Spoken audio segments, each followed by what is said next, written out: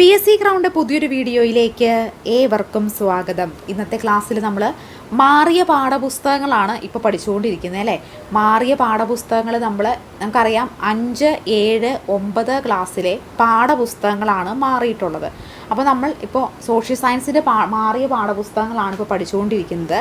അപ്പോൾ നമ്മളതിനകത്ത് 5ാം ക്ലാസ്സിലെ 2 പാർട്ടാണ് 5ാം ക്ലാസ്സിനുള്ളത്. 5ാം ക്ലാസ്സിലെ സോഷ്യൽ സയൻസിൻ്റെ മാറിയ പാഠപുസ്തകങ്ങൾ. അതിൽ ഫസ്റ്റ് പാർട്ട് നമ്മൾ കഴിഞ്ഞ ദിവസങ്ങളിലായിട്ട് പഠിച്ചു തീർത്തിരുന്നു. ഇന്ന് സെക്കൻഡ് ഭാഗം, അതായത് ഫസ്റ്റ് പാർട്ട്, സെക്കൻഡ് പാർട്ട് എന്നീ 2 പാർട്ടുകളാണ്.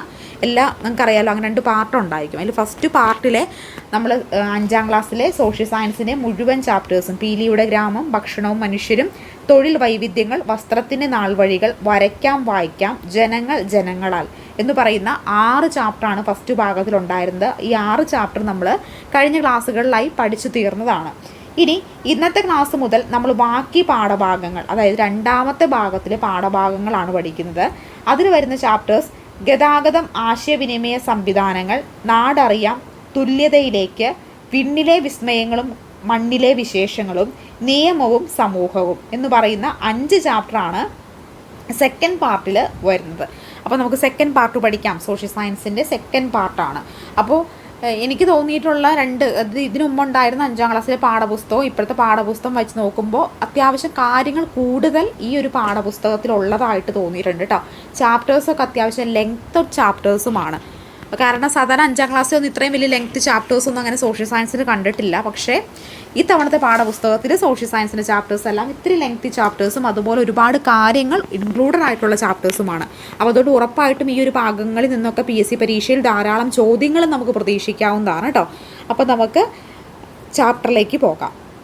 അപ്പോൾ നമ്മൾ ഗതാഗതം, ആശയവിനിമയ സംവിധാനങ്ങൾ എന്ന് പറയുന്ന സെക്കൻഡ് പാർട്ടിലെ 7ാമത്തെ ചാപ്റ്ററാണ് പഠിക്കാൻ പോകുന്നത്. വാഹനം എന്ന പദത്തിനർത്ഥം, വാഹനം എന്ന് പറഞ്ഞ പദത്തിനർത്ഥം എന്താ? വഹിച്ചു കൊണ്ടുപോകുന്ന ഉപകരണം എന്നാണ്. എന്താണ് വാഹനം എന്ന് പറയുന്ന പദത്തിനർത്ഥം? വഹിച്ചു കൊണ്ടുപോകുന്ന ഉപകരണം എന്നാണ്. 1976 സ്വിറ്റ്സർലൻഡിലെ സുറിച്ച് തടാകത്തിൻ്റെ തീരത്തു നിന്ന് കണ്ടെത്തിയ ഏകദേശം 4500-ലധികം പഴക്കമുള്ള ചക്രത്തിൻ്റെ ഭാഗം ആണ് ഇവിടെ പിക്ചറിൽ കൊടുത്തിരിക്കുന്നത്. മേപ്പിൾ പലകൾ കൊണ്ട് നിർമ്മിച്ച ഈ ചക്രത്തിൻ്റെ ഭാഗം സ്വിസ് നാഷണൽ മ്യൂസിയത്തിൽ സൂക്ഷിച്ചിരിക്കുന്നു. അപ്പോൾ സ്വിസ് നാഷണൽ മ്യൂസിയത്തിൽ ഈ ഭാഗം ഇപ്പോഴും സൂക്ഷിച്ചിരിക്കുന്നത്. ചക്രങ്ങളുടെ കണ്ടുപിടുത്തമാണ് ഗതാഗത രംഗത്തെ മാറ്റങ്ങൾ അടിസ്ഥാനമാക്കിയത്. അപ്പോൾ ചക്രങ്ങൾ കണ്ടുപിടിച്ചതാണ് ഗതാഗത രംഗത്ത് ഒരുപാട് മാറ്റങ്ങൾ ഉണ്ടാക്കാൻ കാരണമായത്. ഏകദേശം 5000 വർഷങ്ങൾക്ക് മുമ്പ് മെസൊപ്പൊട്ടാമിയയിൽ ചക്രങ്ങൾ നിർമ്മിച്ചതായി കരുതപ്പെടുന്നു. അപ്പോൾ 5000 വർഷങ്ങൾക്ക് മുമ്പ് മെസൊപ്പൊട്ടാമിയയിൽ എന്ത് ചെയ്തിരുന്നു? ചക്രങ്ങൾ ഉണ്ടാക്കിയതായി കണ്ടെത്തിയിട്ടുണ്ട്.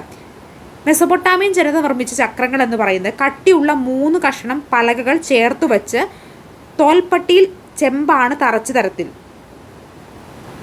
അപ്പോൾ കട്ടിയുള്ള 3 കഷണം പലകൾ ചേർത്ത് വെച്ചിട്ട് എന്ത് ചെയ്യുന്നു? തോൽപ്പട്ടിയിൽ ചെമ്പാണി തറച്ച തരത്തിലാണിത് നിർമ്മിച്ചിട്ടുള്ളത്.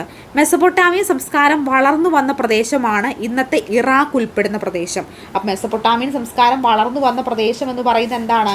ഇന്നത്തെ ഇറാഖ് ഉൾപ്പെടുന്ന പ്രദേശത്താണ് മെസൊപ്പൊട്ടാമിയൻ സംസ്കാരം വളർന്നു വന്നതായിട്ട് കരുതപ്പെടുന്നത്. അപ്പോൾ നോക്കിക്കേ, എന്താണ്, ഏത് നദികൾക്കിടയിലാണ് ഈ ഒരു സംസ്കാരം നിലനിന്നിരുന്നെന്നാണ് കരുതപ്പെടുന്നത്?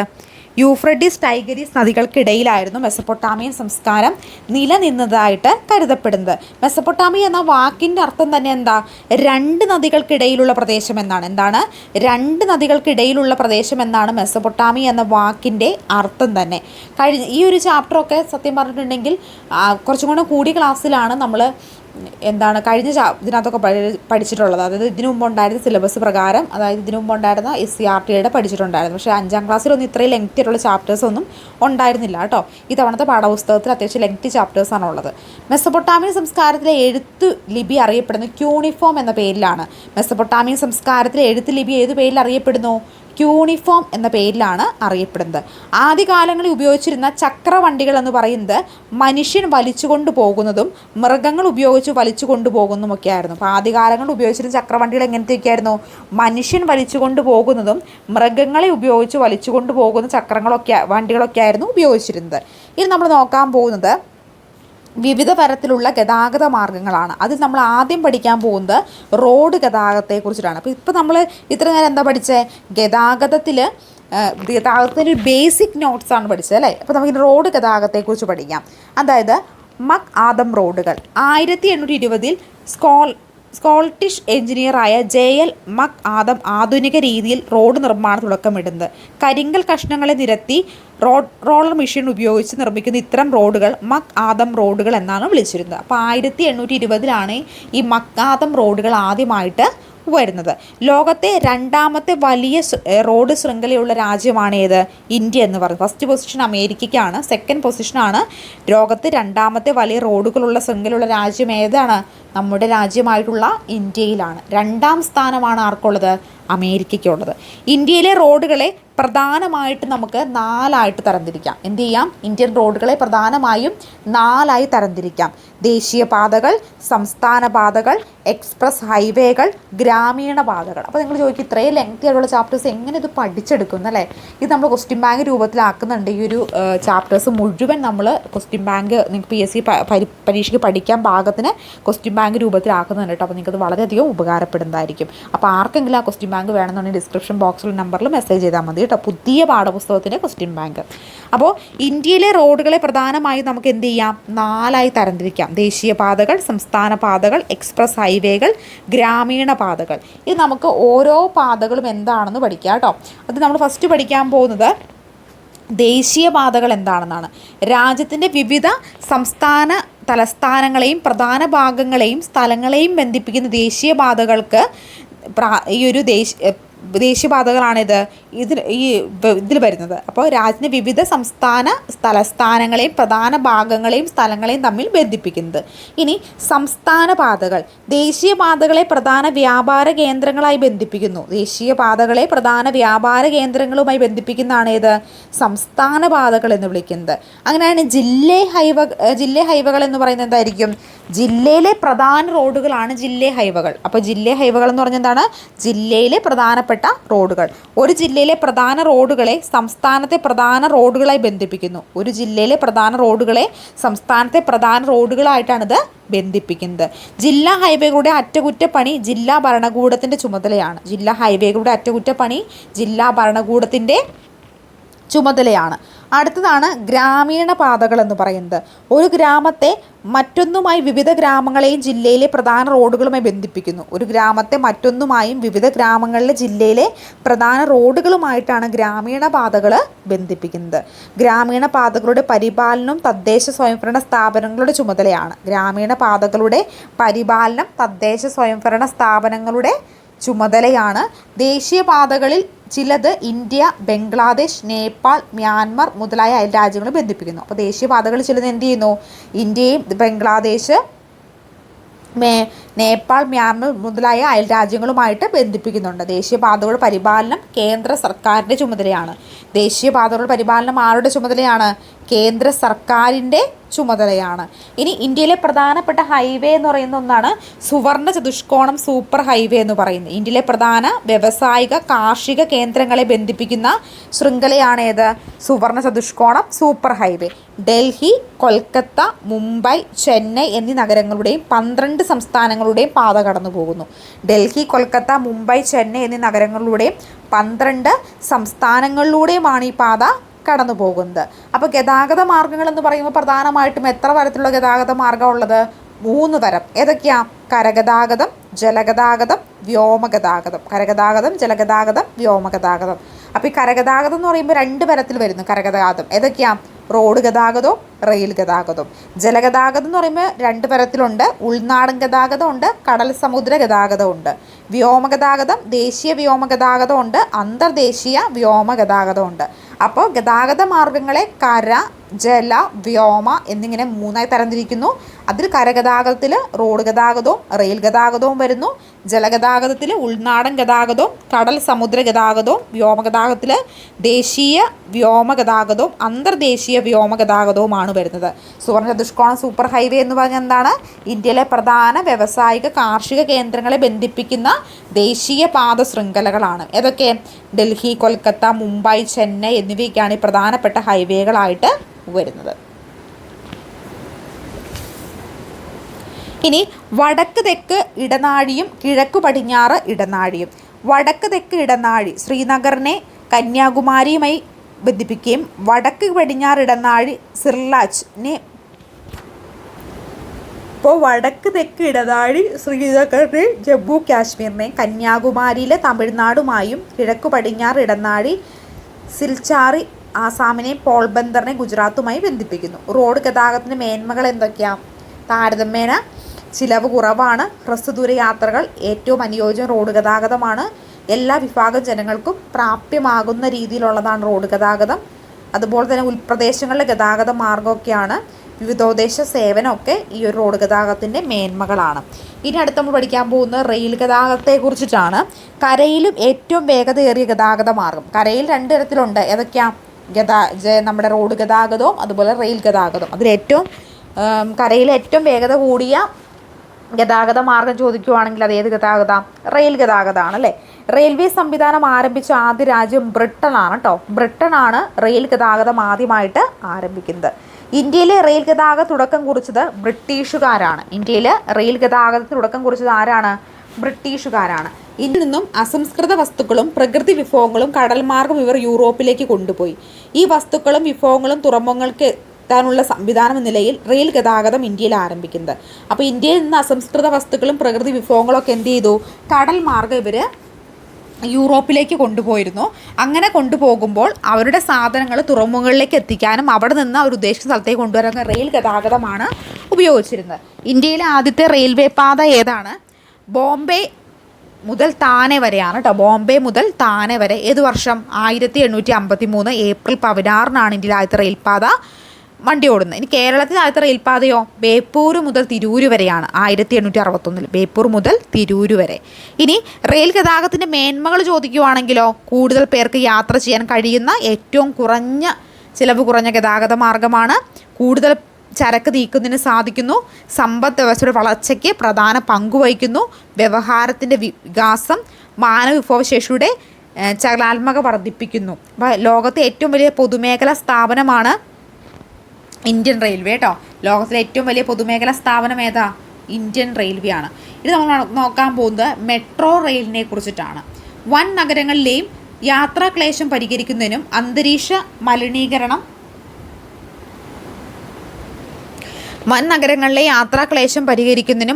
മലിനീകരണം കുറയ്ക്കുന്നതിനുമായി മെട്രോ റെയിൽവേ ആരംഭിക്കുന്നത്. കൊൽക്കത്ത, മുംബൈ, ചെന്നൈ, ഡൽഹി, ബംഗളൂരു, കൊച്ചി തുടങ്ങിയ ഇന്ത്യയിലെ പ്രധാന നഗരങ്ങളിലെല്ലാം മെട്രോ റെയിൽ സംവിധാനം നിലവിലുണ്ട്. ഇന്ത്യയിൽ ആദ്യമായി മെട്രോ റെയിൽവേ നിലവിൽ വന്ന് കൊൽക്കത്തയിലാണ് 1984. കൊച്ചി മെട്രോ പ്രവർത്തനം ആരംഭിച്ചത് 2017 അപ്പോൾ കൊച്ചി മെട്രോ പ്രവർത്തനം ആരംഭിച്ചതെന്നാ 2017 ഇന്ത്യയിൽ ആദ്യമായി മെട്രോ റെയിൽ ആരംഭിച്ചത് കൊൽക്കത്തയിലാണ് 1984. കൊൽക്കത്ത, മുംബൈ, ഡൽഹി, ചെന്നൈ, ബംഗളൂരു, കൊച്ചി തുടങ്ങിയ ഇന്ത്യയിലെ പ്രധാന നഗരങ്ങളിലെല്ലാം മെട്രോ റെയിൽ സംവിധാനം നിലവിലുണ്ട്. ഇനി കൊച്ചി മെട്രോയുടെ ഭാഗ്യചിഹ്നം ഏതാ? മിലു എന്ന ആനയാണ് കേട്ടോ. കൊച്ചി മെട്രോയുടെ ഭാഗ്യചിഹ്നം ഏതാണ്? മിലു എന്ന് പറയുന്ന ആനയാണ് കൊച്ചി മെട്രോയുടെ ഭാഗ്യചിഹ്നം എന്ന് പറയുന്നത്. ഇനി കൊച്ചി വാട്ടർ മെട്രോയുടെ ഭാഗ്യചിഹ്നം ജങ്കു എന്ന അലങ്കാര മത്സ്യമാണ് കേട്ടോ. അപ്പോൾ കൊച്ചി മെട്രോയുടെ ഭാഗ്യചിഹ്നം മിലു എന്ന ആനയും കൊച്ചി വാട്ടർ മെട്രോയുടെ ഭാഗ്യചിഹ്നം ജങ്കു എന്ന അലങ്കാര മത്സ്യവുമാണ്. കൊച്ചി മെട്രോ ഉദ്ഘാടനം ചെയ്യപ്പെട്ടത് കറണ്ട് അഫെയർ ആണ്. 2023 ഏപ്രിൽ 25 2023 ഏപ്രിൽ 25 ബഹുമാന്യമായിട്ടുള്ള പ്രധാനമന്ത്രി നരേന്ദ്രമോദിയാണ് ഇത് ഉദ്ഘാടനം ചെയ്തിട്ടുള്ളത്. അതുപോലെ തന്നെ ഈ കൊച്ചി വാട്ടർ മെട്രോയ്ക്ക് നേതൃത്വം നൽകിയത് കൊച്ചി വാട്ടർ മെട്രോ ലിമിറ്റഡ് ആണ് കേട്ടോ. കൊച്ചി വാട്ടർ മെട്രോ ലിമിറ്റഡ് ആണ് ഇതിന് നേതൃത്വം നൽകിയത്. കൊച്ചി വാട്ടർ മെട്രോ ലിമിറ്റഡിൻ്റെ മാനേജിംഗ് ഡയറക്ടർ ലോക്നാഥ് ബെഹ്റയാണ്. കൊച്ചി വാട്ടർ മെട്രോ റെയിലിൻ്റെ ലിമിറ്റഡിൻ്റെ മാനേജിംഗ് ഡയറക്ടർ ആരാണ്? ലോക്നാഥ് ബെഹ്റയാണെന്ന് കൂടി ഓർക്കുക. അപ്പോൾ കൊച്ചി മെട്രോയുടെ ഭാഗ്യചിഹ്നം എന്താണ്? മിലു എന്ന ആനയാണ്. കൊച്ചി വാട്ടർ മെട്രോ ഭാഗ്യചിഹ്നം ജങ്കു എന്ന് പറയുന്ന അലങ്കാര മത്സ്യമാണെന്ന് കൂടി ഓർക്കുക. ഇനി 1825 ഇംഗ്ലണ്ടിലെ സ്കോട്ട്ലാൻഡിംഗ് എന്നീ നഗരങ്ങളെ ബന്ധിപ്പിച്ചുകൊണ്ട് ലോകത്തിലെ ആദ്യത്തെ റെയിൽവേ പാത നിർമ്മിക്കപ്പെട്ടു.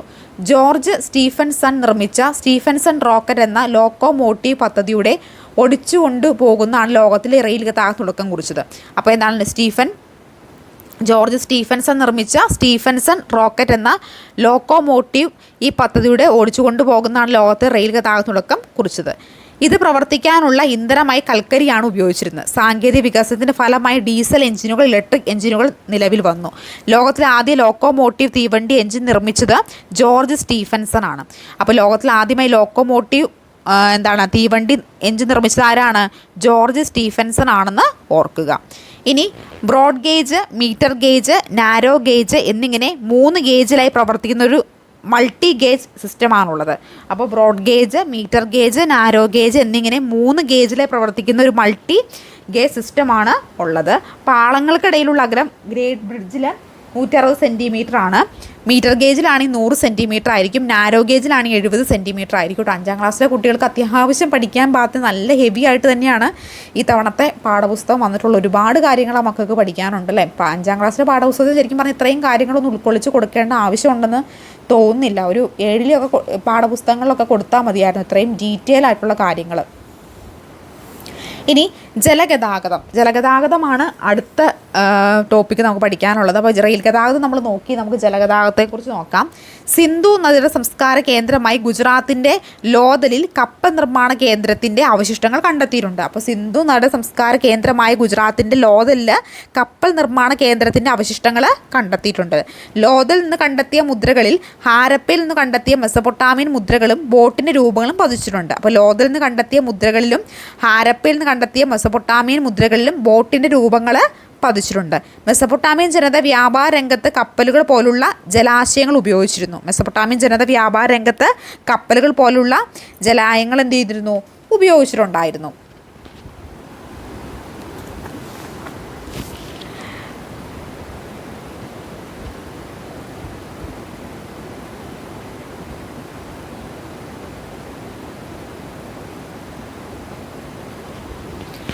അതുപോലെ തന്നെ തുഴകളിലും നീളൻ കമ്പുകളിലും മുന്നോട്ട് നീക്കി കൊണ്ടുപോകുന്ന വിവിധ വലിപ്പത്തിലുള്ള ജലാശയങ്ങൾ ഇവർ നിർമ്മിച്ചിരുന്നു.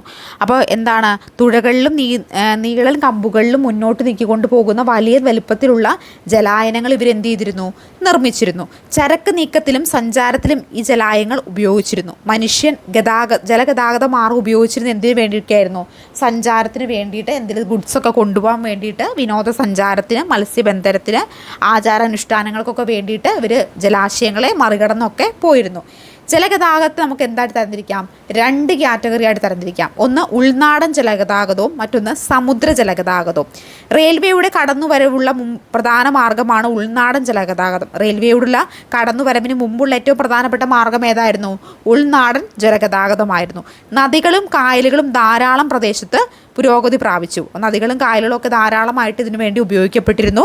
കേരളത്തിൽ പ്രധാനപ്പെട്ട ഉൾനാടൻ ജലഗതാഗത പാതകൾ എന്ന് പറയുന്നത് കൊല്ലം മുതൽ കോട്ടപ്പുറം വരെയുള്ള ദേശീയപാതയാണ്. ഇത് എപ്പോഴും PSC ചോദിക്കുന്നതാണ്. കൊല്ലം മുതൽ കോട്ടപ്പുറം നാഷണൽ വാട്ടർവേ 3 നമ്മളൊരു 100 ചോദ്യപേപ്പർ പ്രീവിയസ് PSC എടുത്ത് നോക്കുവാണെങ്കിൽ അതിനകത്ത് ഈ നാഷണൽ വാട്ടർവേ എനിക്ക് തോന്നുന്നു ഒരു 85 ചോദ്യപേപ്പറിലെങ്കിലും നാഷണൽ വാട്ടർവേ 3 കുറിച്ച് ചോദിച്ചിട്ടുണ്ടാകും. അത്ര PSCക്ക് ഇഷ്ടപ്പെട്ട ഒരു ചോദ്യമാണ്. താഴെ പറയുന്നവയിൽ നാഷണൽ വാട്ടർവേ 3 ഏതാണെന്നുള്ളത്.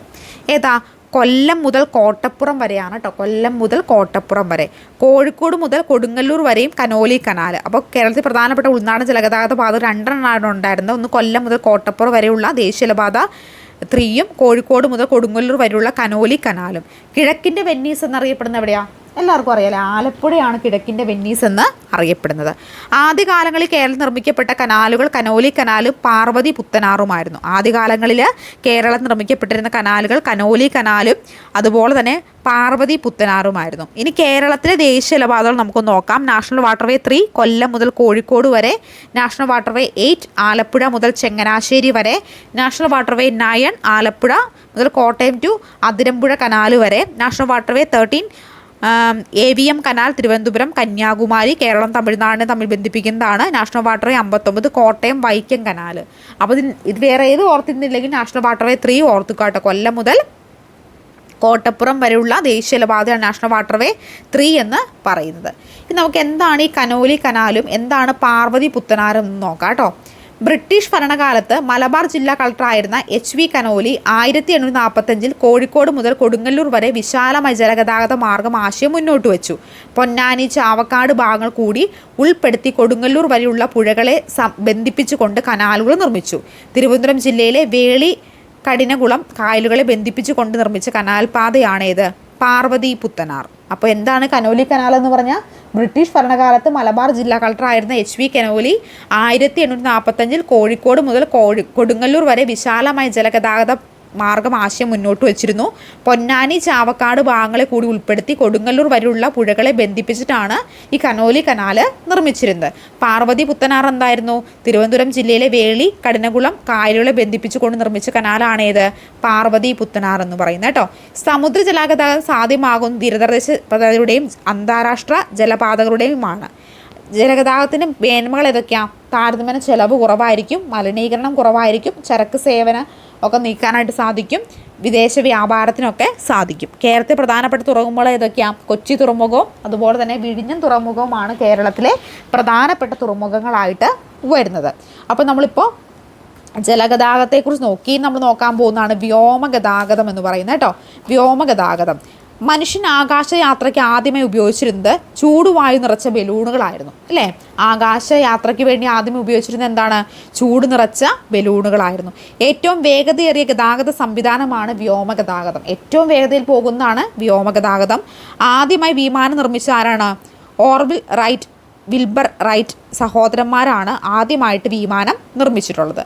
ഇനി ഈ സഹോദരന്മാർ നിർമ്മിച്ച വിമാനത്തിൻ്റെ പേര് ഫ്ലയർ 1 എന്നാണ്. ഫ്ലയർ 1 ആണ് ഇവർ ആദ്യമായിട്ട് നിർമ്മിക്കുന്നത്. അമേരിക്കൻ നോർത്ത് കരോബിയയിൽ നിന്നും 1903 ഡിസംബർ 17 ഫ്ലയർ പറന്നുയരുന്നത്. 1903 ഇത് ആദ്യമായിട്ട് പറന്നുയരുന്നത്.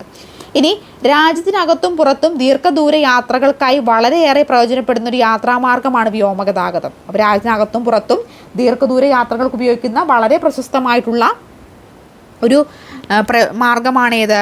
വ്യോമഗതാഗതം എന്ന് പറയുന്നത്. ആധുനിക കാലത്തെ വിമാനങ്ങൾ ഏതൊക്കെയാണ്? ഹെലികോപ്റ്റർ, ജെറ്റ് വിമാനം, യാത്രാ വിമാനം, സൂപ്പർസോണിക് വിമാനങ്ങളൊക്കെയാണ് ആധുനിക കാലത്തെ പ്രധാനപ്പെട്ട വിമാനങ്ങൾ. ഇന്ത്യയിലെ വ്യോമഗതാഗതം ആരംഭിച്ചത് 20-ാം നൂറ്റാണ്ട് തുടക്കത്തോടെയാണ്. ഇന്ത്യയിലെ വ്യോമഗതാഗതം ആരംഭിക്കുന്നത് 20-ാം നൂറ്റാണ്ട് തുടക്കത്തോടെയാണ് ഇന്ത്യയിലെ വ്യോമഗതാഗതം ആരംഭിക്കുന്നത്. ഇന്ത്യയിലെ ആദ്യത്തെ വാണിജ്യ വിമാന കമ്പനി ഏതാ? ടാറ്റ എയർലൈൻസ് ആണ് കേട്ടോ.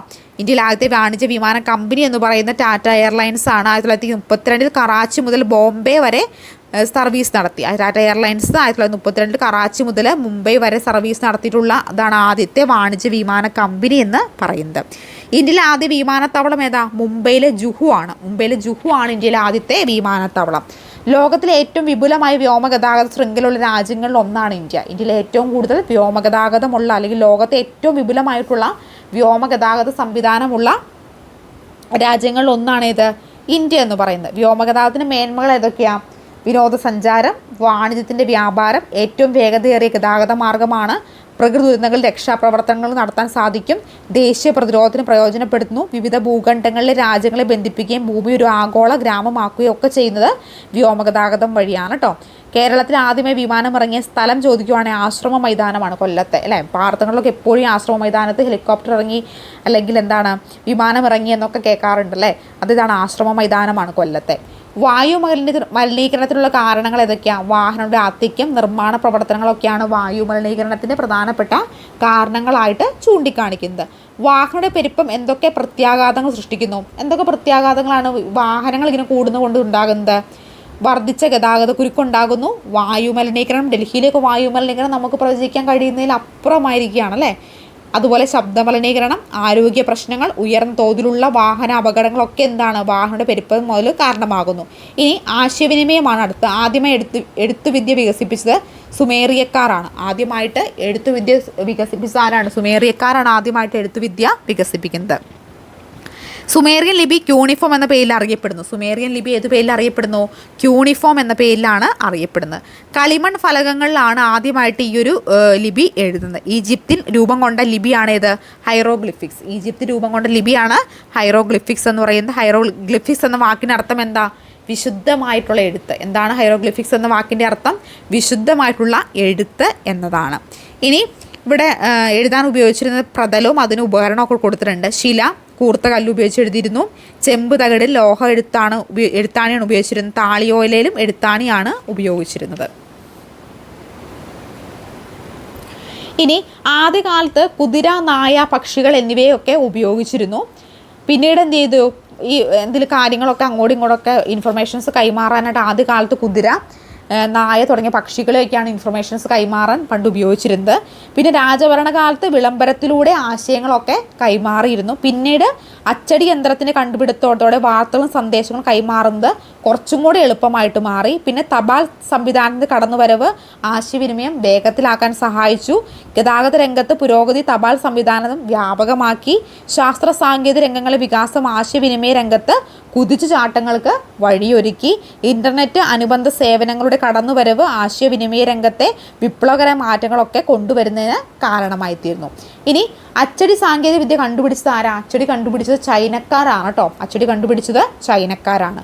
ഇരുമ്പ് ഉപയോഗിച്ചുള്ള അച്ചടി യന്ത്രം കണ്ടുപിടിച്ചത് ആരാ? ജർമ്മക്കാരനായ ഗുട്ടൻബർഗ് ആണ് ഈ ഒരു ഇരുമ്പ് ഉപയോഗിച്ചുള്ള അച്ചടി യന്ത്രം കണ്ടുപിടിക്കുന്നത്. പൂർണ്ണ മലയാളത്തിൽ അച്ചടിച്ച ആദ്യത്തെ പുസ്തകം സംക്ഷേപ വേദാർത്ഥമാണ് കേട്ടോ. സംക്ഷേപ വേദാർത്ഥമാണ് പൂർണ്ണമായിട്ടും മലയാളത്തിൽ അച്ചടിച്ച ആദ്യ പുസ്തകം എന്ന് പറയുന്നത്. ഇനി ആശയവിനിമയ രീതികൾ, ഏതൊക്കെ രീതിയിലാണ് ആശയവിനിമയം നടത്തുന്നത്? വ്യക്തിഗത ആശയവിനിമയമുണ്ട്, ബാഹ്യജന ആശയവിനിമയമുണ്ട്. എന്താ ഇത് തമ്മിലുള്ള വ്യത്യാസം? നമുക്ക് ആദ്യം വ്യക്തിഗത ആശയവിനിമയം എന്താണെന്ന് നോക്കാം.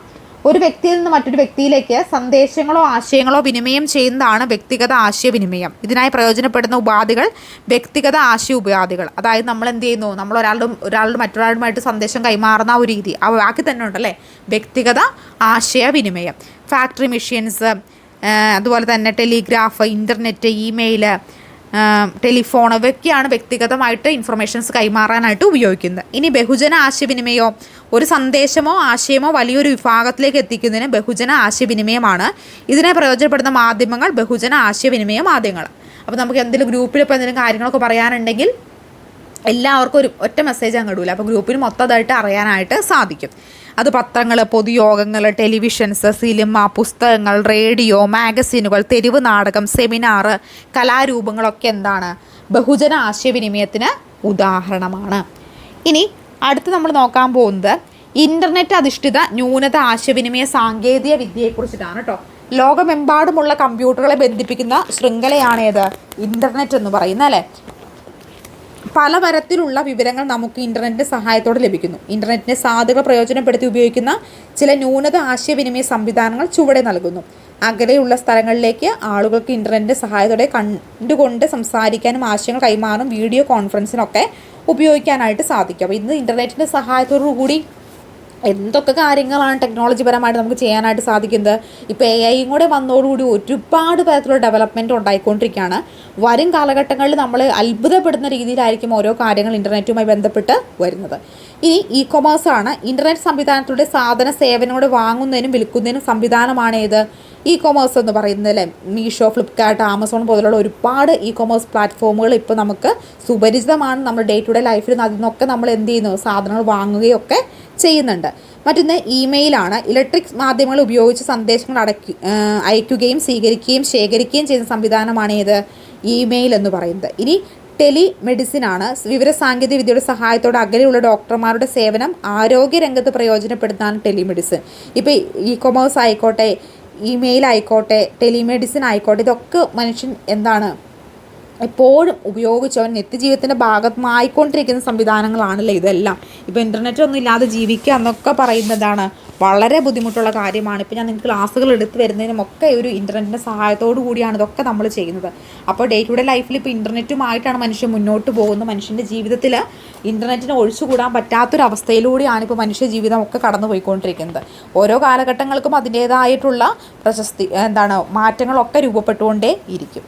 അപ്പോൾ ഇന്നത്തെ ക്ലാസ് നമ്മൾ 5ാം ക്ലാസ്സിലെ ഒരു പ്രധാനപ്പെട്ട ചാപ്റ്ററാണ്, അത്യാവശ്യം ലെങ്തി ചാപ്റ്ററാണ് പഠിച്ചത്. ഗതാഗതവും മാർഗവുമായി ബന്ധപ്പെട്ട് വ്യോമഗതാഗതം, റെയിൽ ഗതാഗതം, അതുപോലെ തന്നെ എന്തൊക്കെ ഗതാഗത മാർഗ്ഗങ്ങൾ പഠിച്ചു, ഗതാഗത മാർഗ്ഗങ്ങൾ എത്രയുണ്ടെന്ന് നമ്മൾ പഠിച്ചു. ഗതാഗത മാർഗ്ഗങ്ങൾ പ്രധാനമായിട്ടും 3ആണ്: കരഗതാഗതം, ജലഗതാഗതം, വ്യോമഗതാഗതം. അതിൽ കരഗതാഗതത്തിൽ റോഡ് ഗതാഗതവും റെയിൽ ഗതാഗതവും വരുന്നു. ജലഗതാഗതത്തിൽ ഉൾനാടൻ ഗതാഗതവും കടൽ സമുദ്ര ഗതാഗതവും വരുന്നു. വ്യോമഗതാഗതത്തിൽ ദേശീയ വ്യോമഗതാഗതവും അന്തർദേശീയ വ്യോമഗതാഗതവും വരുന്നു. ഇത്രയും കാര്യങ്ങളാണ് നമ്മൾ ഇന്നത്തെ ക്ലാസ്സിൽ ഡിസ്കസ് ചെയ്തു പോയത്. നമുക്കിനി അടുത്ത ക്ലാസ്സിൽ അടുത്ത ചാപ്റ്ററുമായിട്ട് കാണാം. അടുത്ത ചാപ്റ്റർ എന്ന് പറയുന്നത് നാടറിയാം എന്ന് പറയുന്ന ചാപ്റ്ററാണ് കേട്ടോ. അപ്പോൾ നമുക്ക് നാളത്തെ ക്ലാസ്സിൽ നാടറിയാം എന്ന് പറയുന്ന ചാപ്റ്റർ പഠിക്കാം. അപ്പോൾ നിങ്ങൾക്ക് ഇതിൻ്റെ ക്വസ്റ്റ്യൻ ബാങ്ക് സെറ്റ് നൽകുന്നതായിരിക്കും കേട്ടോ. അപ്പോൾ ആർക്കെങ്കിലും ക്വസ്റ്റ്യൻ ബാങ്ക് സെറ്റ് വേണമെന്നുണ്ടെങ്കിൽ ഡിസ്ക്രിപ്ഷൻ ബോക്സിലോ സ്ക്രീനിലോ നമ്പറിലോ മെസ്സേജ് അയച്ചാൽ മതി. അപ്പോൾ നിങ്ങൾക്ക് ആ ക്വസ്റ്റ്യൻ ബാങ്ക് നോക്കുകയാണെങ്കിൽ ഈ പാഠപുസ്തകം ഇങ്ങനെ വായിച്ച് പഠിച്ച് കഷ്ടപ്പെടേണ്ട ആവശ്യം വരില്ല. ഒരു ചോദ്യം ആൻസർ എന്ന രീതിയിൽ വേഗം ഫാക്റ്റുകൾ പഠിച്ചു പോയാൽ നിങ്ങൾക്കറിയാം SCRT PSC പരീക്ഷയെക്കുറിച്ച് നമ്മൾ ചിന്തിക്കുമ്പോൾ നമുക്ക് എന്തുമാത്രം മതി, ആക്ടിവിറ്റി ഒന്നും നമുക്ക് വേണ്ട, നമുക്ക് അതിനകത്തുള്ള ഫാക്റ്റുകളോ കാര്യങ്ങളും മാത്രം മതി. അപ്പോൾ അത് നിങ്ങളെ ക്വസ്റ്റ്യൻ ബാങ്ക് ഹെൽപ്പ് ചെയ്യുന്നതായിരിക്കും. ക്വസ്റ്റ്യൻ ബാങ്ക് വേണമെങ്കിൽ മെസ്സേജ് അയച്ചാൽ മതി. വെറുതെ നിങ്ങൾ ഈ പാഠപുസ്തകം വായിച്ച് കഷ്ടപ്പെടേണ്ട ആവശ്യമില്ല. ആ ക്വസ്റ്റ്യൻ ബാങ്ക് അങ്ങ് പഠിച്ചു വെച്ചാൽ മതി. SCRT കംപ്ലീറ്റ് ആയിക്കോളൂ. അപ്പോൾ ആർക്കെങ്കിലും വേണമെന്നുണ്ടെങ്കിൽ സ്ക്രീനിലോ ഡിസ്ക്രിപ്ഷനോ ഉള്ള നമ്പറിലോ മെസ്സേജ് ചെയ്താൽ മതി. Thank you. ആദ്യമായിട്ട് ചാനൽ കാണുന്ന കൂട്ടുകാരൊന്ന് സബ്സ്ക്രൈബ് ചെയ്ത് സപ്പോർട്ട് ചെയ്യണം കേട്ടോ.